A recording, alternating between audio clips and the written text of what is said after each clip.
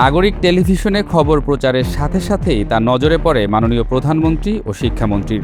দ্রুততম সময়ে সেই মাতাল প্রধান শিক্ষককে বরখাস্ত ও এমপিও স্থগিত করে প্রশংসায় ভাসছে সরকার। আমাদের প্রতিষ্ঠানে একটি অনাকাঙ্ক্ষিত ঘটনা ঘটে গেছে, যেই ঘটনার পরিপ্রেক্ষিতে আমাদের নোকালী বহুভাষিক উচ্চ বিদ্যালয়ের প্রধান শিক্ষক আলহাজ রুহুল আমিন স্যারকে সরকারের সঠিক সিদ্ধান্ত নিয়েছে, তাকে সাময়িক বহিষ্কার এবং এমপিও স্থগিত করেছেন।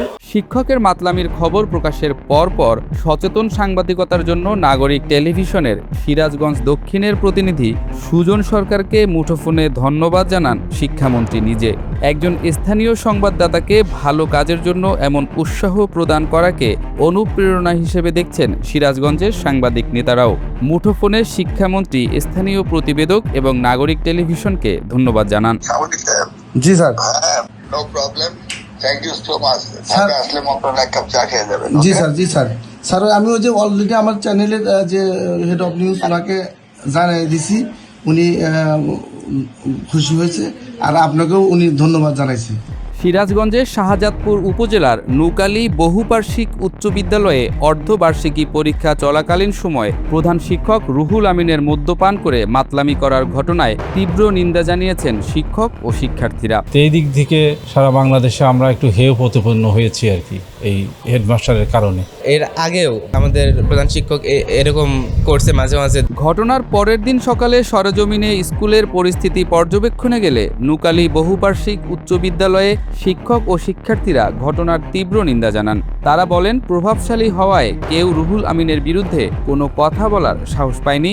তার এই অস্বাভাবিক আচরণে সবসময় ভীত সন্ত্রস্ত থাকতেন শিক্ষক ও শিক্ষার্থীরা। প্রধান শিক্ষক স্কুলে মদ্যপান করে যে মাতলামি করছে, এটা আসলে আমরা সবাই এর থেকে অনেক কষ্ট পাইছি এবং এটা বিভ্রান্তিকর একটা কাজ করে ফেলছে।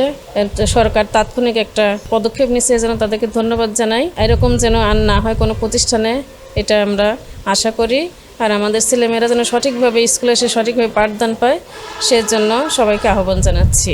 এদিকে এই ঘটনায় প্রধান শিক্ষক রুহুল আমিনকে আলাদা চিঠি দিয়েছে শাহজাদপুর উপজেলা প্রশাসন। আপনারা দেখেছেন যে সামাজিক যোগাযোগ মাধ্যমে একটা ভিডিও ভাইরাল হয়েছে।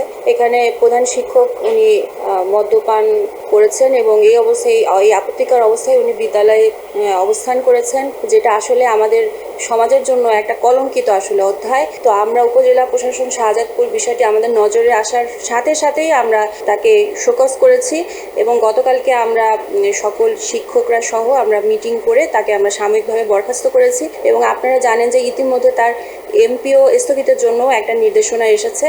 তো আমি আসলে আমাদের সরকারকে সাধুবাদ জানাই যে তাৎক্ষণিক এই পদক্ষেপগুলো নেওয়ার কারণে আমাদের সার্বিকভাবে এই মুহূর্তে আইনশৃঙ্খলা পরিস্থিতি আমাদের নিয়ন্ত্রণে আছে। রুহুল আমিনকে বরখাস্ত করে বিদ্যালয়ের সহকারী প্রধান শিক্ষক আব্দুর রশিদকে ভারপ্রাপ্ত প্রধান শিক্ষকের দায়িত্ব দেওয়া হয়েছে। সরকার এই দ্রুত উদ্যোগকে আমি অত্যন্ত সাধুবাদ জানাই এবং কৃতজ্ঞতা জানাই যে এই ধরনের পরিস্থিতিতে জানে পরবর্তীতে আর কোনো শিক্ষক এই কাজ করতে সাহস না পায়। সমাজের অসঙ্গতি তুলে ধরতে সাধারণ মানুষের কণ্ঠস্বর হয়ে ওঠার যে বন্ধুর পথ পাড়ি দিচ্ছে নাগরিক টেলিভিশন, তার সারথি হবার জন্য দর্শকদের প্রতিও কৃতজ্ঞতা প্রকাশ করেছে নাগরিক পরিবার।